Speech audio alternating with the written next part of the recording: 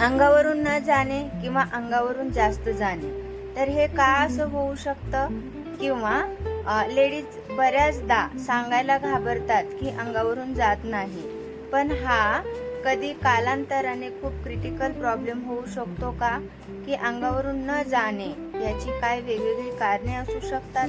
त्यासाठी आपण काय केलं पाहिजे आणि त्यावर काय होमिओपॅथिक ट्रीटमेंट घेतली पाहिजे, तर आज हे आपण सगळं डिटेलमध्ये पाहणार आहोत.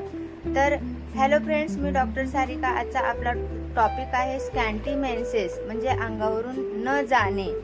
तर त्या अगोदर तुम्हाला माझ्या चॅनलला सबस्क्राईब करायचं आहे म्हणजे माझे नोटिफिकेशन तुम्हाला मिळून जातील. लाईक करायचं आहे व्हिडिओजला आणि त्याबरोबरच बेल आयकॉन सुद्धा तुम्हाला दाबायचं आहे. तर स्कॅन्टी मेन्सेसचे वेगवेगळे कारणे आहेत. तर पहिलं कारण आपण पाहिलं तर पेरीमेनोपॉज. तर पेरीमेनोपॉजमध्ये होतं काय की ज्या वेळेस पाळी जायच्या टायमिंगला इस्ट्रोजन लेवल जे आहे पूर्णपणे डिक्रीज झालेली असते आणि त्यावेळी आपल्या अंगावरून बिलकुलच जात नाही. दुसरं आपण कारण त्यामध्ये पाहिलं तर अर्ली मेन्स्ट्रुएशन म्हणजे सुरुवातीला गर्ल्समध्ये जेव्हा पहिली पाळी येते किंवा सुरुवातीच्या कालावधीमध्ये पाळी जेव्हा येते त्यावेळेस सुद्धा स्कॅन्टी मेन्सेस असू शकतात. तिसरं कारण आपण पाहिलं तर अबंडंट म्हणजे खूप जास्त प्रमाणामध्ये जर त्या लेडीचं वजन कमी झालेलं असेल, खूप सारा व्यायाम केलेला असेल त्या लेडीनं, तरी सुद्धा स्कॅन्टी मेन्सेस होऊ शकतो. हार्मोनल बर्थ कंट्रोल ज्या पिल्स आहेत, जर लेडी त्या पिल्स घेत असेल किंवा IUD इंट्रा युटराईन डिव्हाइसेस म्हणजे कॉपर्टी वगैरे जर बसवलेली असेल, तर अशा व्यक्तीमध्ये सुद्धा किंवा बर्थ कंट्रोल इंजेक्शन सुद्धा असतात. जर लेडी असे काही इंजेक्शन किंवा पिल्स घेत असतील तर त्या लेडीमध्ये स्कॅन्टी मेन्सेसचा 100% प्रॉब्लेम सुरू होतो. स्ट्रेस तर हा प्रत्येक आजारामध्ये खूप महत्त्वाचा पार्ट आहे. तर स्ट्रेसमुळे सुद्धा लेडीमध्ये खूप सारे प्रॉब्लेम, फिजिकल मेंटल प्रॉब्लेम होऊ शकतात. काही मेडिकल कंडिशन सुद्धा असतात, त्यामुळे स्कॅन्टी मेन्सेस होऊ शकतात. थायरॉइड आहे, प्रोलॅक्टिनोमास आहे. यामध्ये होतं काय तर पिट्युटरी ग्लँडला ट्यूमर असू शकतं आणि त्यामुळे प्रोलॅक्टिन इन्क्रीज झाल्यामुळे सुद्धा जे मेन्सेस आहेत ते स्कॅन्टी होऊ शकतात. PCOS मध्ये इरेग्युलर मेन्सेस असतात, स्कॅन्टी मेन्सेस असतात किंवा जास्त प्रमाणामध्ये ब्लिडिंग होऊ शकतं.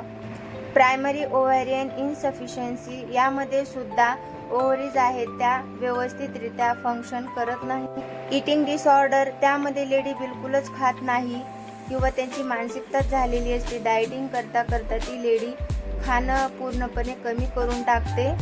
कधी स्ट्रक्चरल प्रॉब्लेम सुद्धा असू शकतात किंवा पेल्विक इन्फ्लेमेटरी डिसीजेस सुद्धा असू शकतात. अशा वेळी सुद्धा स्कॅन्टी मेन्सेसचा प्रॉब्लेम असू शकतो.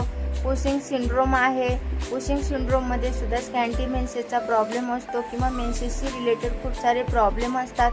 एक्टोपिक प्रेग्नन्सी असेल, अशा वेळी सुद्धा स्कॅन्टी मेन्सेस असू शकतात.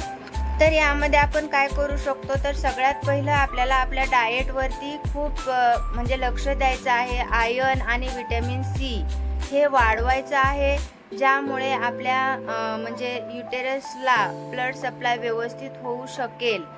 त्यामुळे आपल्याला हेल्दी फूड खायचं आहे. हेल्दी फूडमध्ये आपण काय घेऊ शकतो, तर फॅटी फिश असतात, फ्लॅक्स सीड्स आपण घेऊ शकतो किंवा चिया सीड्स सुद्धा आपण घेऊ शकतो.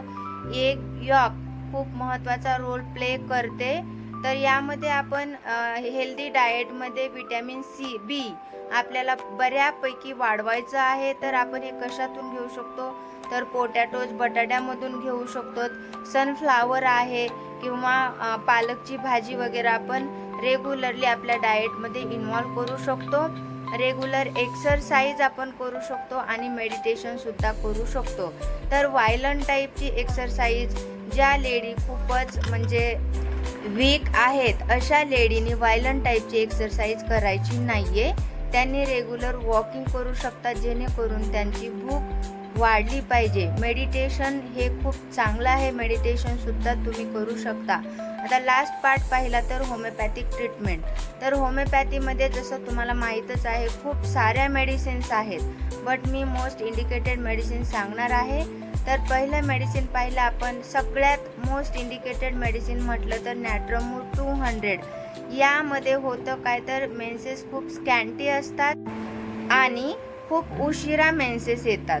तर नॅट्रोमूर 200 किंवा 30 पोटेन्सी खूप छान रोल प्ले करते. तर पल्सेटिला 200 दुसरी मेडिसिन आपण पाहिली, तर यामध्ये अंगावरून खूप सारं जातं आणि खूप दिवसानंतर पाळी येते. तर पल्सेटिला यामध्ये इरेग्युलॅरिटी जर असेल तर पल्सेटिला खूप छान रोल प्ले करते.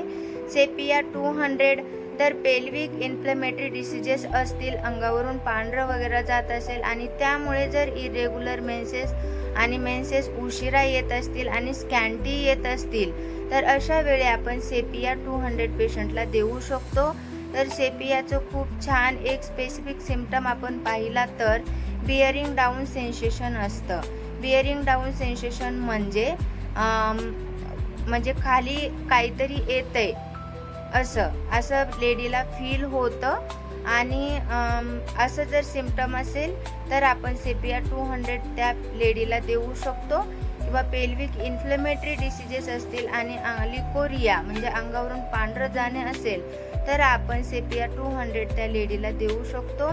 ॲब्रोमा रॅडिक्स मदर टिंचर हे 20 थेंब सकाळी आणि 20 थेंब संध्याकाळी आपण लेडीला देऊ शकतो. हे सुद्धा खूप छान रोल प्ले करतं. BC15 टॅबलेट आहेत, 4 गोळ्या 4 वेळा आपल्याला पेशंटला द्यायच्या आहेत. प्रत्येकी 6 तासाला आपण ह्या गोळ्या पेशंटला देऊ शकतो.